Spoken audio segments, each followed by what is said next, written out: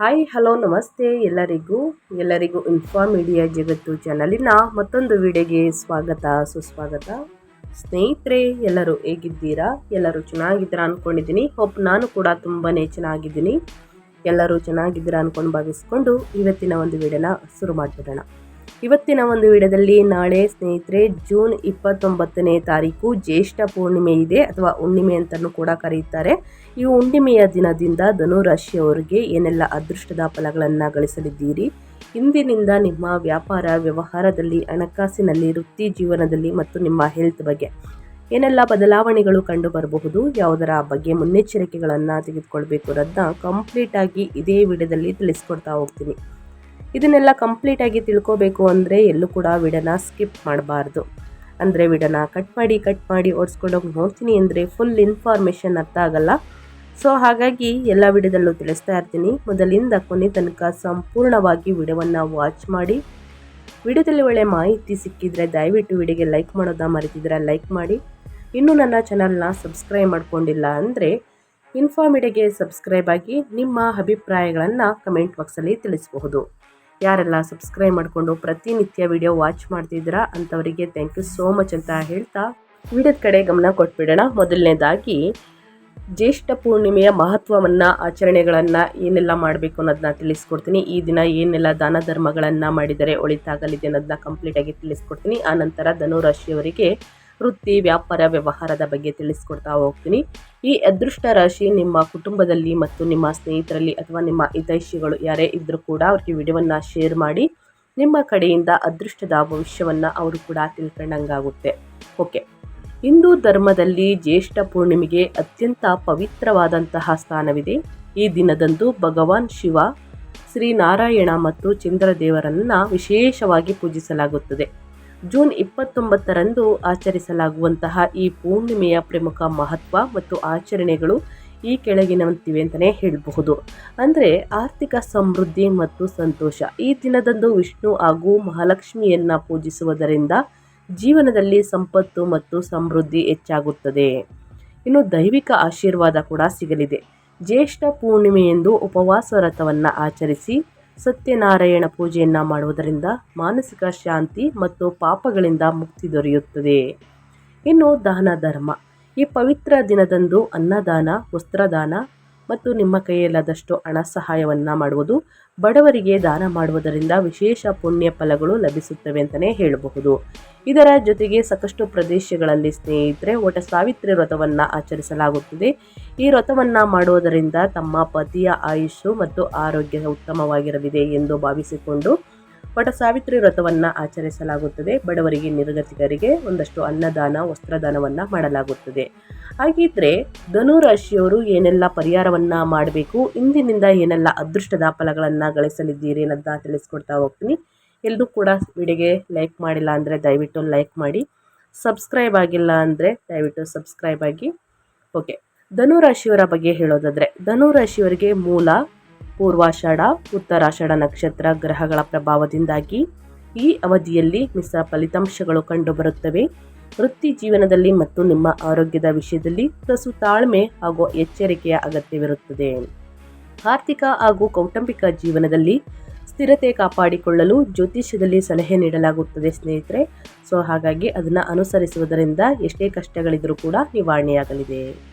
ಧನುರಾಶಿಯವರಿಗೆ June 2026ರ ಭವಿಷ್ಯ ಹೇಳೋದಾದರೆ June 29ನೇ ತಾರೀಕು ಈ ಜ್ಯೇಷ್ಠ ಪೂರ್ಣಿಮೆಯ ದಿನದಿಂದ ಹಠಾತ್ ಧನಯೋಗವನ್ನು ನೋಡಲಿದ್ದೀರಿ. ನಿಮ್ಮ 8ನೇ ಮನೆಗೆ ನಿಮ್ಮ ರಾಶಿಯ ಅಧಿಪತಿಯಾಗಿರುವಂತಹ ಗುರುವಿನ ಉಚ್ಚ ಆಗಮನವು ನಿಮ್ಮ ಜೀವನದಲ್ಲಿ ಅನಿರೀಕ್ಷಿತ ಸಂಪತ್ತನ್ನು ತರುತ್ತದೆ. ವಿಮಾ, ಹಣ, ಪಿತ್ರಾರ್ಜಿತ ಆಸ್ತಿ ಅಥವಾ ಅನಿರೀಕ್ಷಿತ ಆದಾಯವನ್ನು ಪಡೆಯುವಂತಹ ಅತ್ಯುತ್ತಮ ಅವಕಾಶ ನಿಮ್ಮದಾಗಲಿದೆ ಸ್ನೇಹಿತರೆ. ವಿರೋಧಿಗಳ ಮೇಲೆ ಸಂಪೂರ್ಣ ವಿಜಯವನ್ನು ನೋಡಲಿದ್ದೀರಿ. ಜೂನ್ ಕೊನೆಯ ದಿನಗಳಲ್ಲಿ 6ನೇ ಮನೆಗೆ ಮಂಗಳನ ಪ್ರವೇಶವು ನಿಮ್ಮಲ್ಲಿ ಅದ್ಭುತ ಧೈರ್ಯವನ್ನು ತುಂಬುತ್ತದೆ. ಕಚೇರಿಯ ರಾಜಕೀಯದಲ್ಲಿ ನೀವು ಮೇಲ್ಗೈಯನ್ನು ಸಾಧಿಸುವಿರಿ ಮತ್ತು ಸ್ಪರ್ಧಾತ್ಮಕ ಅಡೆತಡೆಗಳನ್ನು ಸಲೀಸಾಗಿ ನಿವಾರಿಸುವಿರಿ. ವಿವಾಹದಲ್ಲಿ ತಾಳ್ಮೆ ಅಗತ್ಯ. 7ನೇ ಮನೆಗೆ ಸೂರ್ಯನ ಸಂಚಾರವು ಸಂಗಾತಿಯೊಂದಿಗೆ ಸಣ್ಣ ಪುಟ್ಟ ಅಹಂಕಾರದ ಘರ್ಷಣೆಗಳನ್ನು ಹುಟ್ಟುಹಾಕಬಹುದು. ಈ ಹಂತದಲ್ಲಿ ಶಾಂತ ಮತ್ತು ಹೊಂದಾಣಿಕೆಯ ಮನೋಭಾವವನ್ನು ಕಾಪಾಡಿಕೊಳ್ಳುವುದು ಅತ್ಯಗತ್ಯ. ಹಾಗಿದ್ರೆ ಧನುರಾಶಿಯವರಿಗೆ ಪರಭವ ನಾಮ ಸಂವತ್ಸರದ ಜೂನ್ 2026 29ನೇ ತಾರೀಕಿಂದ ಅತ್ಯಂತ ವಿಶಿಷ್ಟ ಮತ್ತು ಲಾಭದಾಯಕ ತಿಂಗಳಾಗಿ ತೆರೆದುಕೊಳ್ಳುತ್ತದೆ. ಸಾಮಾನ್ಯ ಜ್ಯೋತಿಷ್ಯ ಗ್ರಂಥಗಳ ಬಗ್ಗೆ ಹೇಳೋದಾದರೆ 8ನೇ ಮನೆಯ ಸಂಚಾರವನ್ನು ಸವಾಲುಗಳೊಂದಿಗೆ ಸಂಯೋಜಿಸುತ್ತವೆ. ನಿಮ್ಮ ರಾಶಿಯ ಅಧಿಪತಿಯಾಗಿರುವಂತಹ ಗುರುವು ತನ್ನ ಉಚ್ಚ ಸ್ಥಾನವನ್ನು ಪಡೆಯಲು 8ನೇ ಮನೆಗೆ ಅಂದರೆ ಕರ್ಕಟಕಕ್ಕೆ ಪ್ರವೇಶಿಸುವುದು ಅದ್ಭುತ ತಿರುವನ್ನು ನೀಡಲಿದೆ ಸ್ನೇಹಿತರೆ. ಈ ಗ್ರಹಗತಿಯು ನಿಮ್ಮ ಒಟ್ಟಾರೆ ಆಯುಷ್ಯವನ್ನು ಹೆಚ್ಚಿಸುತ್ತದೆ, ಗುಪ್ತ ಶತ್ರುಗಳನ್ನು ತಟಸ್ಥಗೊಳಿಸುತ್ತದೆ ಮತ್ತು ಭವ್ಯವಾದಂತಹ ಅನಿರೀಕ್ಷಿತ ಆರ್ಥಿಕ ಲಾಭವನ್ನು ಪ್ರಚೋದಿಸುತ್ತದೆ. ಈ ರಕ್ಷಣಾತ್ಮಕ ಶಕ್ತಿಗೆ ಪೂರಕವಾಗಿ ತಿಂಗಳ ಕೊನೆಯಲ್ಲಿ ಮಂಗಳನು ನಿಮ್ಮ 6ನೇ ಮನೆಗೆ ಪ್ರವೇಶಿಸಿ ನಿಮ್ಮಲ್ಲಿ ನಿರಂತರ ಹೋರಾಟದ ಮನೋಭಾವವನ್ನು ಹುಟ್ಟುಹಾಕುತ್ತಾರೆ. ವೈಯಕ್ತಿಕವಾಗಿ ಹೇಳೋದಾದರೆ ನಿಮ್ಮ ಸಂಬಂಧಗಳಲ್ಲಿ ಅಳೆದು ತೂಗುವಂತಹ ವಿಧಾನವನ್ನು ಕಾಯ್ದುಕೊಳ್ಳುವ ಮೂಲಕ ಈ ತಿಂಗಳನ್ನು ನೀವು ಅಸಾಧಾರಣ ಲಾಭದಾಯಕ ಹಂತವನ್ನಾಗಿ ಪರಿವರ್ತಿಸಬಹುದು. ಇದು ಗ್ರಹಗಳ ಸಂಚಾರ ಮತ್ತು ಗ್ರಹಗಳ ಸ್ಥಾನ ಬದಲಾವಣೆಯಿಂದ ಏನೆಲ್ಲ ಬದಲಾವಣೆಯನ್ನು ನೋಡಲಿದ್ದೀರಿ ಅಂತ ಕಂಪ್ಲೀಟಾಗಿ ತಿಳಿಸ್ಕೊಟ್ಟಿದ್ದೀನಿ.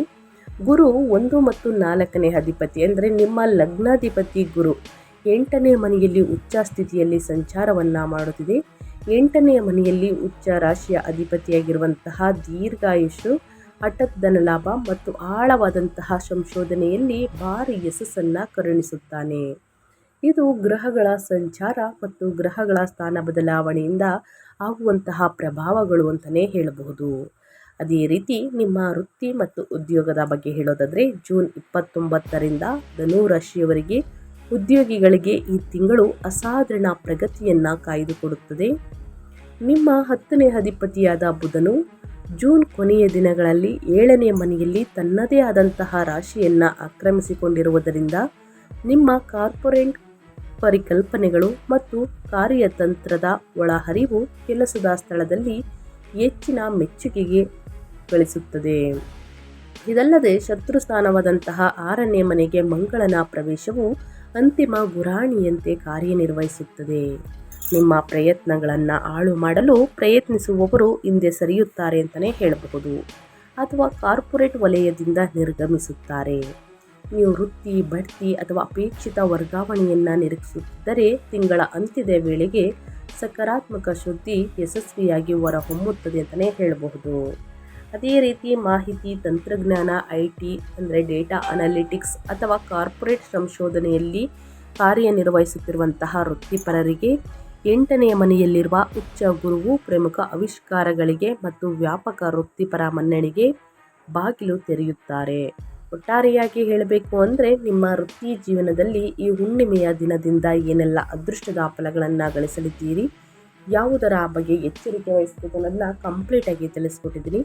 ಇನ್ನು ವ್ಯಾಪಾರ ಮತ್ತು ಸ್ವಯಂ ಉದ್ಯೋಗದ ಬಗ್ಗೆ, ನಿಮ್ಮ ಬಿಸ್ನೆಸ್ ಬಗ್ಗೆ ಹೇಳೋದಾದರೆ ಧನುರಾಶಿಯವರಿಗೆ ಈ ಜೂನ್ 29ರಿಂದ ಸ್ವತಂತ್ರ ವ್ಯಾಪಾರಸ್ಥರಿಗೆ ತಿಂಗಳ ದ್ವಿತೀಯಾರ್ಧದಲ್ಲಿ ಹೆಚ್ಚು ಅನುಕೂಲಕರವಾಗಿದೆ. ನಿಮ್ಮ 7ನೇ ಅಧಿಪತಿಯಾದ ಬುಧನು ತನ್ನದೇ ಆದಂತಹ ಮನೆಯಲ್ಲಿ ಸಂಚರಿಸುತ್ತಿರುವುದರಿಂದ ನಿಮ್ಮ ವಾಣಿಜ್ಯ ಹೆಜ್ಜೆ ಗುರುತನ್ನು ವಿಸ್ತರಿಸಲು ಮತ್ತು ಲಾಭದಾಯಕ ಹೊಸ ಪಾಲುದಾರಿಕೆಗಳನ್ನು ಸ್ಥಾಪಿಸಲು ಸಾಕಷ್ಟು ಅವಕಾಶಗಳು ಲಭ್ಯವಾಗುತ್ತವೆ. ಅದೇ ರೀತಿ ಎಂಜಿನಿಗಳು ಅಥವಾ ಹಣಕಾಸು ವಲಯಗಳನ್ನು ನಿರ್ವಹಿಸುವವರು ಗ್ರಾಹಕರಿಂದ ಅತ್ಯುತ್ತಮ ಪ್ರತಿಕ್ರಿಯೆಯನ್ನು ಪಡೆಯುತ್ತಾರೆ. ನಿಮ್ಮ 9ನೇ ಅಧಿಪತಿಯಾದ ಸೂರ್ಯನು 7ನೇ ಮನೆಗೆ ಪ್ರವೇಶಿಸಿದಾಗ ಸರ್ಕಾರಿ ಒಪ್ಪಂದಗಳು ಅಥವಾ ಸಾಂಸ್ಥಿಕ ಟೆಂಡರ್ಗಳು ಹೆಚ್ಚಿನ ಮಟ್ಟದಲ್ಲಿ ನೀವು ಪರವಾಗಿ ಇತ್ಯರ್ಥಗೊಳ್ಳುತ್ತದೆ. ಅದ್ಯಾಗೋ ಲಾಭವು ಸುಗಮವಾಗಿ ಹರಿಯಲು ನಿಮ್ಮ ಸಹವರ್ತಿಗಳೊಂದಿಗಿನ ವಾಣಿಜ್ಯ ಮಾತುಕತೆಗಳ ಸಮಯದಲ್ಲಿ ನೀವು ಅತಿಯಾದ ದರ್ಪದ ನಿಲುವನ್ನು ಪ್ರದರ್ಶಿಸಿದಂತೆ ನೋಡಿಕೊಳ್ಳಿ ಸ್ನೇಹಿತರೆ. ಇನ್ನು ನಿಮ್ಮ ಹಣಕಾಸಿನ ಬಗ್ಗೆ ಹೇಳೋದಾದರೆ ಲಾಭ ಇದೆಯಾ, ನಷ್ಟ ಇದೆಯಾ, ಹುಣ್ಣಿಮೆ ಮುಗಿದ ನಂತರ ಏನೆಲ್ಲ ಬದಲಾವಣೆಗಳು ಕಂಡು ಬರಲಿದೆ, ಏನೆಲ್ಲ ಖರೀದಿ ಮಾಡುವಂತಹ ಯೋಗ ಇದೆ ಧನುರಾಶಿಯವರಿಗೆ ಅಂತ ನೋಡೋದಾದರೆ ಆರ್ಥಿಕವಾಗಿ ಜೂನ್ ತಿಂಗಳು ಭವ್ಯವಾದಂತಹ ಮತ್ತು ಅನಿರೀಕ್ಷಿತ ಬದಲಾವಣೆಗಳನ್ನು ತರುತ್ತದೆ. ನಿಮ್ಮ 8ನೇ ಮನೆಯಲ್ಲಿ ರೂಪುಗೊಳ್ಳುತ್ತಿರುವಂತಹ ಪ್ರಬಲ ಗ್ರಹಗಳ ಸಂಯೋಜನೆಯು ಗುರು, ಶುಕ್ರ ಮತ್ತು ಬುಧ ಹೆಚ್ಚು ಪರಿಣಾಮಕಾರಿಯಾದ ವಿಪರೀತ ರಾಜಯೋಗವನ್ನು ಪ್ರಚೋದಿಸುತ್ತದೆ. ಈ ಗ್ರಹಗತಿಯು ನೀವು ಬರುವುದಿಲ್ಲವೆಂದು ಕೈಬಿಟ್ಟಿದ್ದ ಹಳೆಯ ಆರ್ಥಿಕ ಬಾಕಿಗಳನ್ನು ಸುಗಮವಾಗಿ ವಸೂಲಿ ಮಾಡಲು ಸಹಾಯವನ್ನು ಮಾಡುತ್ತದೆ. ವಿಮಾ ಪಾಲಿಸಿಗಳು, ಪಿತ್ರಾರ್ಜಿತ ಆಸ್ತಿಗಳು ಅಥವಾ ಹೂಡಿಕೆಯ ಮೆಚುರಿಟಿ ಮೂಲಕ ನೀವು ಹಠಾತ್ ಗಣನೀಯ ಆರ್ಥಿಕ ಲಾಭಗಳನ್ನು ಪಡೆಯುತ್ತೀರಿ. 4ನೇ ಮನೆಯಲ್ಲಿ ಶನಿ ಇರುವುದರಿಂದ ಈ ನಗದು ಹಣವನ್ನು ರಿಯಲ್ ಎಸ್ಟೇಟ್ ಅಥವಾ ಆಸ್ತಿಯಂತಹ ದೀರ್ಘಕಾಲೀನ ಸ್ವತ್ತುಗಳಾಗಿ ಪರಿವರ್ತಿಸುವತ್ತ ನೀವು ಸಹಜವಾಗಿ ಒಲವನ್ನು ತೋರುತ್ತೀರಿ. ಚಿನ್ನ, ಬೆಳ್ಳಿ, ಆಸ್ತಿಯನ್ನು ಖರೀದಿ ಮಾಡುವುದಕ್ಕೆ ಮುಂದಾಗಲಿದ್ದೀರಿ ಅಂತಲೇ ಹೇಳ್ಬೋದು. ಅನಗತ್ಯ ಖರ್ಚುಗಳನ್ನು ಬಿಡಿ, ಮುಂದಿನ ದಿನಗಳಲ್ಲಿ ಉಪಯೋಗವಾಗಲಿದೆ. ಒಂದಷ್ಟು ಉಳಿತಾಯವನ್ನು ಮಾಡಿ. ಇದು ನಿಮ್ಮ ಭವಿಷ್ಯದ ಭದ್ರತೆಗೆ ಅತ್ಯುತ್ತಮ ಹೆಜ್ಜೆಯಾಗಿದೆ ಅಂತಲೇ ಹೇಳ್ಬೋದು ಧನುರಾಶಿಯವರಿಗೆ. ಒಟ್ಟಾರೆಯಾಗಿ ಹಣಕಾಸಿನ ವಿಚಾರದ ಬಗ್ಗೆ ಯಾವುದರ ಬಗ್ಗೆ ಎಚ್ಚರಿಕೆ ವಹಿಸಬೇಕು ಅನ್ನೋದನ್ನ ಕಂಪ್ಲೀಟಾಗಿ ತಿಳಿಸ್ಕೊಟ್ಟಿದ್ದೀನಿ. ಇನ್ನು ನಿಮ್ಮ ಆರೋಗ್ಯ ಮತ್ತು ಯೋಗಕ್ಷೇಮದ ಬಗ್ಗೆ ಹೇಳೋದಾದರೆ, ನಿಮ್ಮ ಹೆಲ್ತ್ ಬಗ್ಗೆ ಹೇಳೋದಾದರೆ ಏನೆಲ್ಲ ಬದಲಾವಣೆಗಳು ಕಂಡು ಬರಬಹುದು ಅನ್ನೋದನ್ನ ನೋಡೋದಾದರೆ, ನಿಮ್ಮ ರಾಶಿಯ ಅಧಿಪತಿಯಾಗಿರುವಂತಹ ಗುರುವು 8ನೇ ಮನೆಯಲ್ಲಿ ಉಚ್ಚ ಸ್ಥಿತಿಯಲ್ಲಿ ನೆಲೆಸಿರುವುದು ಶಕ್ತಿಯುತವಾದಂತಹ ಜೀವದಾಯಕ ಕವಚವಾಗಿ ಕಾರ್ಯನಿರ್ವಹಿಸುತ್ತದೆ. ದೀರ್ಘಕಾಲದ ದೈಹಿಕ ಸಮಸ್ಯೆಗಳು ಈ ಅವಧಿಯಲ್ಲಿ ಗುಣಮುಖವಾಗಲು ಪ್ರಾರಂಭಿಸುತ್ತವೆ. ಇದು ನಿಮ್ಮ ಆಯುಷ್ಯವನ್ನು ಸ್ಪಷ್ಟವಾಗಿ ಹೆಚ್ಚಿಸುತ್ತದೆ. ಅತಿಯಾಗೋ ಜೂನ್ ಹುಣ್ಣಿಮೆ ಮುಗಿದ ನಂತರ 7ನೇ ಮನೆಗೆ ಸೂರ್ಯನ ಪ್ರವೇಶವು ನಿಮ್ಮ ದೇಹದ ಉಷ್ಣತೆಯನ್ನು ಹೆಚ್ಚಿಸಬಹುದು. ಇದರ ಜೊತೆಗೆ ಸ್ನೇಹಿತರೆ, ಜೂನ್ 29ರ ನಂತರ 6ನೇ ಮನೆಗೆ ಮಂಗಳನ ಪ್ರವೇಶವು ಭಾರಿ ಕೆಲಸದ ಹೊರೆಯಿಂದಾಗಿ ನಿಮ್ಮ ದೈಹಿಕ ಆಯಾಸವನ್ನು ಹೆಚ್ಚಿಸಲಿದೆ. ಸಮಯಕ್ಕೆ ಸರಿಯಾಗಿ ವಿಶ್ರಾಂತಿ ಪಡೆಯಲು ವಿಫಲವಾದರೆ ತಾತ್ಕಾಲಿಕ ಕಣ್ಣಿನ ಆಯಾಸ ಅಥವಾ ನರಗಳ ಒತ್ತಡಕ್ಕೆ ಕಾರಣವಾಗಬಹುದು. ಧ್ಯಾನ ಅಥವಾ ಯೋಗಕ್ಕೆ ಸಮಯ ಮೀಸಲಿಡುವುದು 8ನೇ ಮನೆಯ ಗ್ರಹಗಳು ನಿಮ್ಮೊಳಗೆ ಆಳವಾದಂತಹ ಸಕಾರಾತ್ಮಕ ಆಧ್ಯಾತ್ಮಿಕ ಶಕ್ತಿಗಳನ್ನು ಜಾಗೃತಗೊಳಿಸಲು ಅನುವು ಮಾಡಿಕೊಡುತ್ತದೆ ಅಂತಲೇ ಹೇಳ್ಬೋದು. ಪ್ರತಿದಿನ ಯೋಗ, ಧ್ಯಾನ, ಮೆಡಿಟೇಷನನ್ನು ಮಾಡಿ ಸ್ನೇಹಿತರೆ. ವಾಕಿಂಗನ್ನು ಮಾಡೋದರಿಂದ ಉನ್ನತ ಆರೋಗ್ಯವನ್ನು ಪಡೆದುಕೊಳ್ಳಲಿದ್ದೀರಿ. ಲ್ಯಾಪ್ಟಾಪ್, ಮೊಬೈಲ್, ಟಿವಿಯನ್ನು ಯೂಸ್ ಮಾಡುವವರು ಕಣ್ಣಿನ ಆಯಾಸ ಕಾಣಿಸ್ಕೊಳ್ಬೋದು. ಸೊ ಹಾಗಾಗಿ ಸ್ವಲ್ಪ ವಿಶ್ರಾಂತಿಯನ್ನು ಪಡೆಯಿರಿ. ಖಂಡಿತವಾಗಿಯೂ ಸ್ನೇಹಿತರೆ, ಕಣ್ಣಿನ ಆಯಾಸ ಮತ್ತು ನರಗಳ ಒತ್ತಡಕ್ಕೆ ಸಾಕಷ್ಟು ಸಮಸ್ಯೆಗಳನ್ನು ನೋಡಬೇಕಾಗುತ್ತದೆ. ಮುಂದಿನ ದಿನಗಳೆಲ್ಲ ಅವೆಲ್ಲ ನಿವಾರಣೆಯಾಗಬೇಕು ಅಂದರೆ ಒಂದಷ್ಟು ವಿಶ್ರಾಂತಿಯನ್ನು ತೆಗೆದುಕೊಳ್ಳಿ ಅಂತ ಹೇಳ್ತಾ, ಇನ್ನು ನಿಮ್ಮ ಕುಟುಂಬ ಮತ್ತು ವೈಯಕ್ತಿಕ ಸಂಬಂಧಗಳ ಬಗ್ಗೆ ಹೇಳೋದಾದರೆ ಏನೆಲ್ಲ ಬದಲಾವಣೆಯನ್ನು ನೋಡಲಿದ್ದೀರಿ, ಯಾವುದರ ಬಗ್ಗೆ ಮುನ್ನೆಚ್ಚರಿಕೆಗಳನ್ನು ತೆಗೆದುಕೊಳ್ಬೇಕು ಅನ್ನೋದನ್ನು ನೋಡೋದಾದರೆ, ಕೌಟುಂಬಿಕ ವ್ಯವಹಾರಗಳಲ್ಲಿ ನಿಮ್ಮ 4ನೇ ಮನೆಯಲ್ಲಿ ಶನಿಯು ಉಪಸ್ಥಿತಿಯು ನೀವು ಗಮನಾರ್ಹ ಕೌಟುಂಬಿಕ ಕರ್ತವ್ಯಗಳನ್ನು ಹೊರಬೇಕಾಗುತ್ತದೆ ಎಂಬುದನ್ನು ಗ್ರಹಗಳು ಸೂಚಿಸುತ್ತದೆ. ನಿಮ್ಮ ತಾಯಿಯ ಆರೋಗ್ಯದ ಬಗ್ಗೆ ವಾಡಿಕೆಯ ಗಮನ ಹರಿಸುವುದು ಜಾಣತನ. ವೈವಾಹಿಕ ಕ್ಷೇತ್ರವು ಈ ತಿಂಗಳು ಪ್ರಜ್ಞಾಪೂರ್ವಕ ಹೊಂದಾಣಿಕೆಗಳನ್ನು ಬಯಸುತ್ತದೆ. ಸೂರ್ಯನು ನಿಮ್ಮ 7ನೇ ಮನೆಗೆ ಪ್ರವೇಶಿಸಿದ ನಂತರ ನಿಮ್ಮ ಸಂಗಾತಿಯ ನಡವಳಿಕೆಯಲ್ಲಿ ಅಧಿಕಾರಯುತ ಅಥವಾ ಹಠಮಾರಿ ವರ್ತನೆ ಕಂಡುಬರಬಹುದು. ಸಣ್ಣ ಪುಟ್ಟ ಮನೆಯ ಚರ್ಚೆಗಳು ತೀವ್ರವಾದಂತಹ ಅಹಂಕಾರದ ಘರ್ಷಣೆಗಳಾಗಿ ಬದಲಾಗುವುದನ್ನು ತಡೆಯಲು ನೀವು ಹೊಂದಾಣಿಕೆಯ ಮತ್ತು ತಾಳ್ಮೆಯ ನಿಲುವನ್ನು ಕಾಪಾಡಿಕೊಳ್ಳುವುದು ಸೂಕ್ತ. ವಿವಾಹ ಸಂಬಂಧಗಳನ್ನು ಹುಡುಕುತ್ತಿರುವವರಿಗೆ 8ನೇ ಮನೆಯಲ್ಲಿ ಗುರುವಿನ ಉಪಸ್ಥಿತಿಯು ಸಣ್ಣ ಪುಟ್ಟ ವಿಳಂಬಗಳನ್ನು ತರಬಹುದಾದರೂ ಅದು ಅಂತಿಮವಾಗಿ ಅತ್ಯಂತ ಸ್ಥಿರವಾದ ಮತ್ತು ಉತ್ತಮ ಸಂಬಂಧವನ್ನು ತಂದುಕೊಡಲಿದೆ. ಒಟ್ಟಾರೆಯಾಗಿ ಹೇಳಬೇಕು ಅಂದರೆ ಏನೆಲ್ಲ ಬದಲಾವಣೆಯನ್ನು ಕುಟುಂಬದಲ್ಲಿ ನೋಡಲಿದ್ದೀರಿ, ಯಾವುದರ ಬಗ್ಗೆ ಮುನ್ನೆಚ್ಚರಿಕೆಗಳನ್ನು ತೆಗೆದುಕೊಳ್ಬೇಕು ಧನುರಾಶಿಯವರನ್ನ ಕಂಪ್ಲೀಟಾಗಿ ತಿಳಿಸ್ಕೊಟ್ಟಿದ್ದೀನಿ. ಏನೇ ಡೌಟ್ಸ್ ಇದ್ದರೂ ಕೂಡ ಕಮೆಂಟ್ ಮಾಡಿ, ಖಂಡಿತವಾಗಿ ಪ್ರತಿಯೊಬ್ಬರಿಗೂ ಆನ್ಸರ್ ಮಾಡ್ತೀನಿ ಅಂತ ಹೇಳ್ತಾ, ಇನ್ನು ವಿದ್ಯಾರ್ಥಿಗಳ ಬಗ್ಗೆ ಹೇಳೋದಾದರೆ, ವಿದ್ಯಾರ್ಥಿಗಳಿಗೆ ವಿಶೇಷವಾಗಿ ವೈದ್ಯಕೀಯ ಸ್ಟ್ರೀಮ್ಗಳು, ಪುರಾತತ್ವ ಸಂಶೋಧನೆ, ಐತಿಹಾಸಿಕ ವಿಶ್ಲೇಷಣೆ ಅಥವಾ ಆಳವಾದಂತಹ ತಾಂತ್ರಿಕ ಕ್ಷೇತ್ರಗಳನ್ನು ಅನುಸರಿಸುವವರಿಗೆ 8ನೇ ಮನೆಯಲ್ಲಿರುವ ಉಚ್ಚ ಗುರುವು ಅದ್ಭುತ ಒಳನೋಟಗಳನ್ನು ತೆರೆಯುತ್ತಾನೆ. ಸಂಕೀರ್ಣ ವಿಷಯಗಳ ಮೇಲೆ ನೀವು ಆಳವಾದಂತಹ ಹಿಡಿತವನ್ನು ಸಾಧಿಸಲಿದ್ದೀರಿ. ಜೂನ್ 29ರ ನಂತರ 6ನೇ ಮನೆಯಲ್ಲೇ ಮಂಗಳನ ಸಂಚಾರದಿಂದಾಗಿ ಪ್ರತಿಷ್ಠಿತ ಸಂಸ್ಥೆಗಳು, ಸೀಟುಗಳಿಗಾಗಿ ಅಥವಾ ಸರ್ಕಾರಿ ಉದ್ಯೋಗಗಳಿಗಾಗಿ ಸ್ಪರ್ಧಾತ್ಮಕ ಪರೀಕ್ಷೆಗಳನ್ನು ಬರೆಯುವ ಅಭ್ಯರ್ಥಿಗಳು ಸಂಪೂರ್ಣ ವಿಜಯಶಾಲಿಯಾಗುತ್ತಾರೆ ಅಂತಲೇ ಹೇಳಬಹುದು. ಕಷ್ಟಪಟ್ಟು ಅಧ್ಯಯನದ ಕಡೆ, ಆಸಕ್ತಿಯಿಂದ ಏಕಾಗ್ರತೆಯಿಂದ ಅಧ್ಯಯನದ ಕಡೆ ಗಮನ ಕೊಟ್ಟಿದ್ದಲ್ಲಿ ಉನ್ನತ ಫಲಿತಾಂಶವನ್ನು ಖಂಡಿತವಾಗಿಯೂ ಗಳಿಸಲಿದ್ದೀರಿ ಸ್ನೇಹಿತರೆ. ಇನ್ನು ಜೂನ್ 29ನೇ ತಾರೀಕು ಹುಣ್ಣಿಮೆ ದಿನ ಕೂಡ ಈ ಪರಿಹಾರವನ್ನು ಅನುಸರಿಸಿ ಏನೆಲ್ಲ ಅದೃಷ್ಟವನ್ನು ನೋಡಲಿದ್ದೀರಿ, ಯಾವುದರ ಬಗ್ಗೆ ಎಚ್ಚರಿಕೆ ವಹಿಸಬೇಕು, ವ್ಯಾಪಾರ ವ್ಯವಹಾರದಲ್ಲಿ, ಹಣಕಾಸಿನಲ್ಲಿ, ವೃತ್ತಿ ಜೀವನದಲ್ಲಿ, ನಿಮ್ಮ ಹೆಲ್ತ್ ಬಗ್ಗೆ ನಾನು ಕಂಪ್ಲೀಟಾಗಿ ತಿಳಿಸ್ಕೊಟ್ಟಿದ್ದೀನಿ. ಇನ್ನು ಸಣ್ಣ ಪುಟ್ಟ ಸಮಸ್ಯೆಗಳೇ ಆಗಲಿ ದೊಡ್ಡ ಸಮಸ್ಯೆಗಳಾಗಲಿ ಈ ಸಣ್ಣ ಪುಟ್ಟ ಪರಿಹಾರವನ್ನು ಮಾಡಿ ಖಂಡಿತವಾಗಿಯೂ ಸಮಸ್ಯೆಗಳು ನಿವಾರಣೆಯಾಗಲಿದೆ. ಅರ್ಧಷ್ಟಮ ಶನಿಯ ಕೌಟುಂಬಿಕ ಕರ್ತವ್ಯಗಳನ್ನು ಸರಾಗಗೊಳಿಸಲು ಮತ್ತು ನಿಮ್ಮ ಉಚ್ಚ ರಾಶಿಯ ಅಧಿಪತಿಯ ಅದ್ಭುತ ಪ್ರತಿಫಲಗಳನ್ನು ಸಂಪೂರ್ಣವಾಗಿ ಪಡೆಯಲು ನಾನು ಹೇಳುವಂತಹ ಪರಿಹಾರಗಳನ್ನು ಅಚ್ಚುಕಟ್ಟಾಗಿ ಫಾಲೋ ಮಾಡಿ. ಶನಿ ಪರಿಹಾರ: 4ನೇ ಮನೆಯ ಶನಿಯಿಂದ ಉದ್ಭವಿಸುವಂತಹ ಕೌಟುಂಬಿಕ ಆತಂಕಗಳನ್ನು ಎದುರಿಸಲು ಶನಿವಾರದಂದು ಶಿವನ ದೇವಸ್ಥಾನದಲ್ಲಿ ನೀರು ಅಥವಾ ಹಾಲಿನ ಅಭಿಷೇಕವನ್ನು ಮಾಡಿ ಮತ್ತು ನಿಮ್ಮ ಹಿರಿಯರ ಆಶೀರ್ವಾದವನ್ನು ಪಡೆಯಿರಿ.